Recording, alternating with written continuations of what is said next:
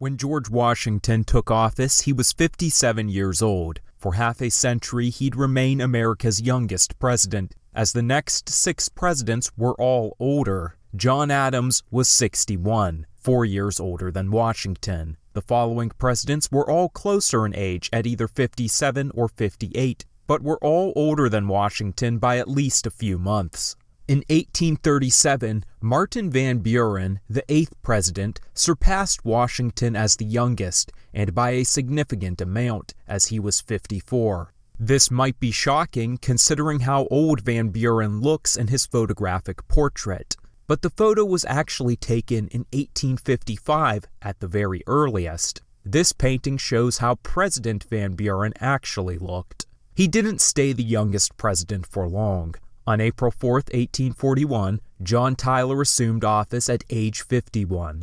Once again, a 3-year jump down.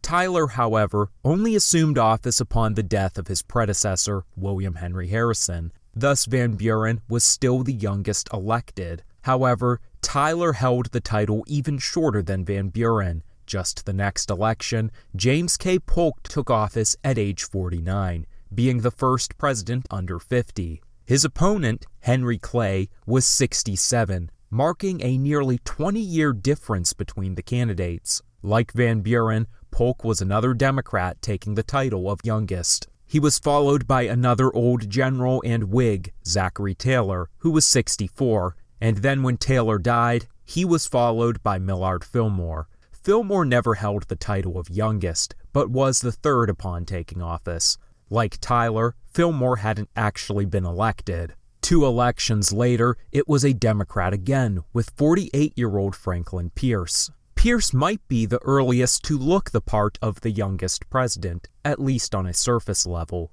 Van Buren is often thought to be older, as he's usually represented by the 1855 portrait. Even in his presidential portrait, however, he was bald, making him appear older.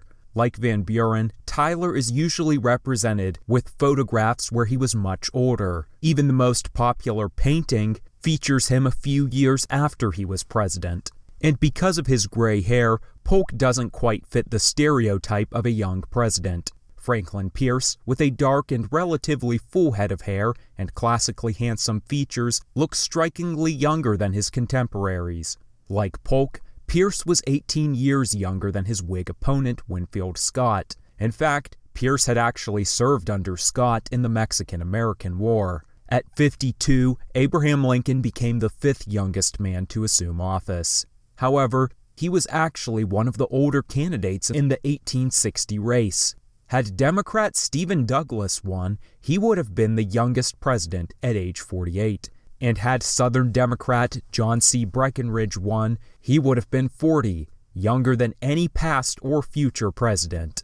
Andrew Johnson was 56, and his successor, Ulysses S. Grant, was a whole decade younger at 46. He was also the only one of the great general presidents other than Washington who'd ever make the running for youngest president. Better yet, even come close. Jackson was 61 when he took office, and the oldest at the time, until the inauguration of 68-year-old William Henry Harrison. And then, General Zachary Taylor, who was even called Old Rough and Ready, was 64. Dwight Eisenhower, 62. At 58, Rutherford B. Hayes at no point made the top 10 list, something that will become more common with future presidents.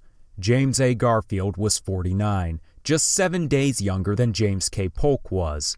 About 2 weeks from his 52nd birthday, when he was unexpectedly sworn in on the death of his predecessor, Chester A. Arthur was 51, pushing George Washington, the original youngest president, off of the list. Another Democrat made the list when 47-year-old Grover Cleveland took office.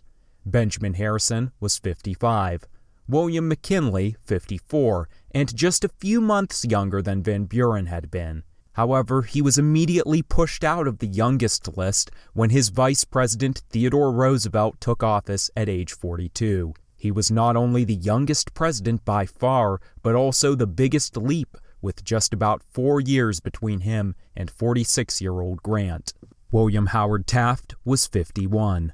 Of the next 7 presidents, Only 2 made the list, and not even that high. Both Calvin Coolidge and Franklin D. Roosevelt were 51. From 1961 to present day, there have only been 3 alterations to this list. John F. Kennedy, who took office in 1961, age 43, Bill Clinton in 1993, age 46, and Barack Obama in 2009, age 47.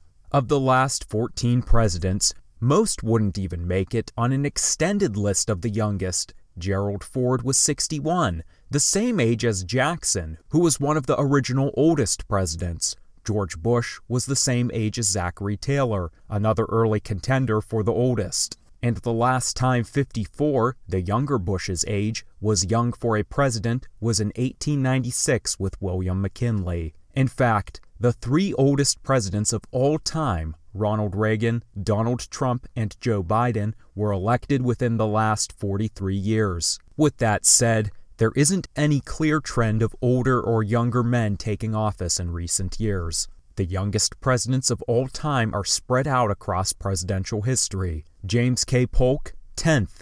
Millard Fillmore, 13th. Franklin Pierce, 14th. Ulysses S. Grant, 18th.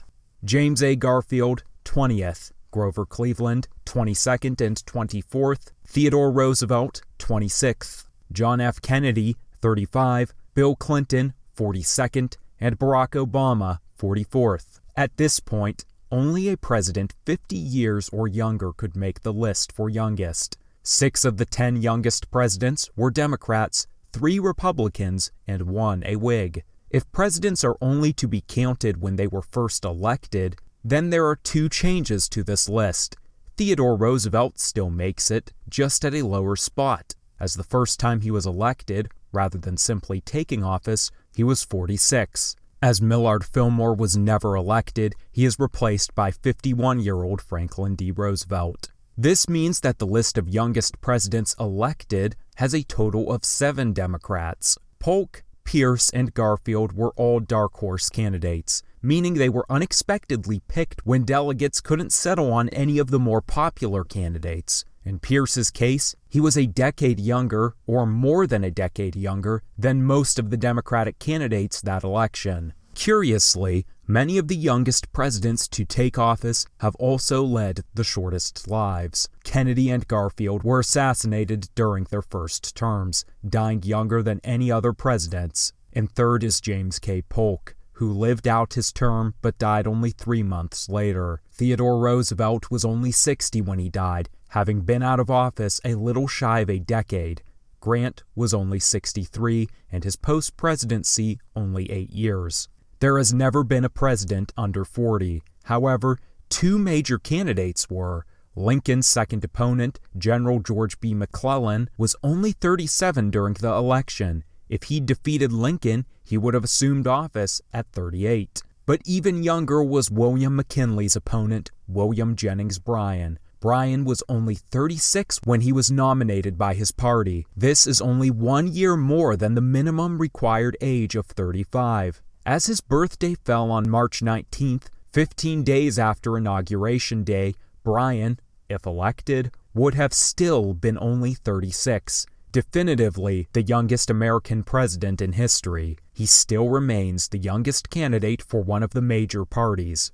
Other very young candidates include John C. Breckinridge, as mentioned, John C. Fremont, the Republicans' first nominee who ran in 1856, age 43, and Robert F. Kennedy, the younger brother of John F. Kennedy, who was running for the 1968 Democratic nomination before he was assassinated. He was only 42. If you enjoyed this video, consider subscribing and donating on Patreon. Donations from $2 to $15 a month help towards more frequent uploads. Patreon link in the description below.